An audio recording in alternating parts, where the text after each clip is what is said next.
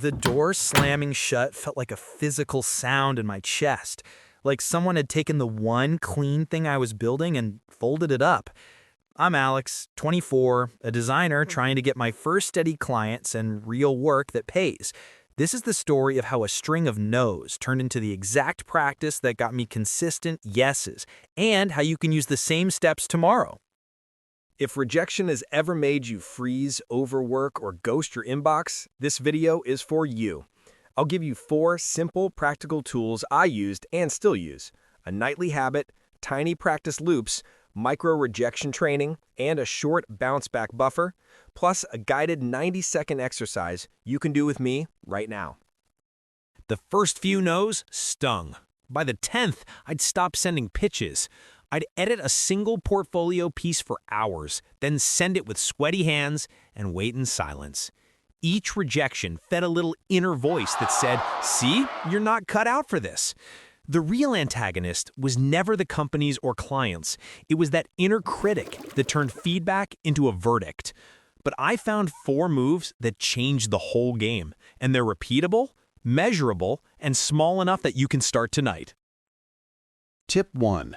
The 5-minute failure log. What it is: every evening spend 5 minutes writing one attempt, one exact outcome, and one tiny next step, 60 to 300 seconds.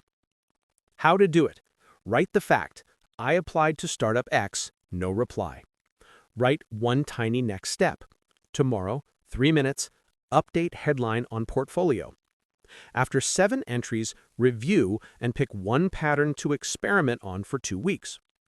Why it works: it turns feelings into data.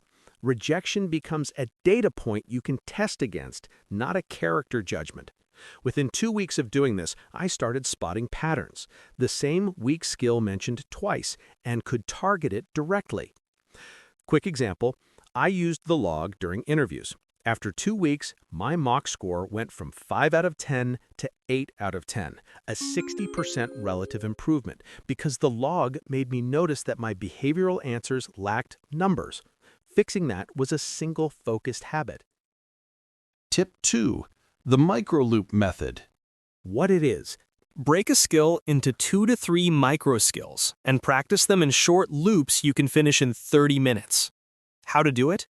Pick 2 to 3 micro skills. For example, opening clarity, concise result statements, calm breathing. Do a timed loop, practice, record, review, within 30 minutes. Repeat daily for 10 minutes per micro skill. Share one short clip with a mentor or peer twice a week for quick feedback. Why it works? Small repetitions beat rare marathon sessions. For me, practicing concise result statements daily cut rambling and tightened answers. I shortened my typical answer from about 90 seconds to about 45 seconds, about half the time, which kept interviewers more engaged and gave me room to add numbers. Tip 3. Train for rejection. Micro-rejections. What it is: intentionally get small no's to shrink their power. Examples: ask a shop for a small discount, request feedback from a stranger, or send one slightly stretch application every day. How to do it? Aim for one micro-rejection per day. Track attempts in a jar or note. The goal is volume and normalizing the experience, not performance. Why it works? Desensitization. After 30 days of daily micro-rejections, my anxiety around sending applications dropped. I went from agonizing 2 hours over one application to sending 5 polished applications in the same time. Tip 4. The bounce-back buffer. What it is: after a rejection, schedule 3 micro actions for the next day to restore momentum. How to do it? Pick 3 doable items. Message 1 connection, sketch for 15 minutes, walk 10 minutes. Track them with check marks. Aim for an 80% hit rate weekly.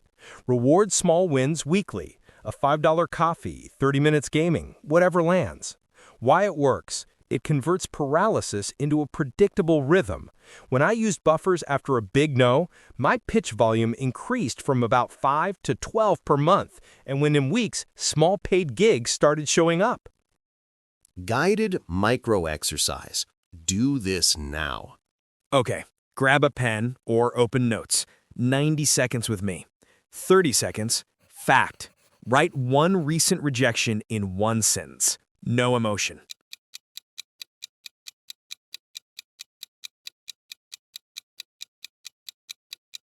30 seconds. Story. Write the inner critic's headline about it. I'm not good enough, etc.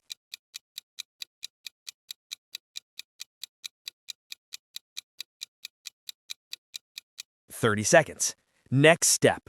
One tiny thing you can do tomorrow, 60 to 300 seconds. Not be perfect, a testable action.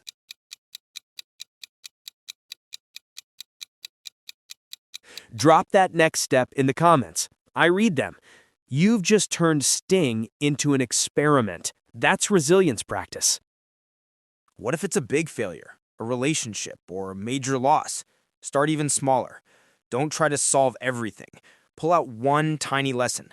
I need clearer boundaries, or I can practice asking for feedback. Big pain needs small, repeatable actions to rebuild trust with yourself. Feeling stupid for trying? Good. That feeling means you're on the edge of learning. Keep going. I hit my turning point after a stretch of micro-rejection practice, 2 weeks of focused microloops, and a stack of buffer days. I sent one pitch backed by measurable practice, portfolio tweaks, a clear case with numbers, and a short clip I'd practiced with my mentor. They replied, "We'd love to chat." A week later, I had a contract, $1,500, and a testimonial that led to 3 referrals. The critic didn't disappear. It just got smaller. The wins stacked. I freed up about 8 to 10 hours each week because I stopped ruminating and started iterating.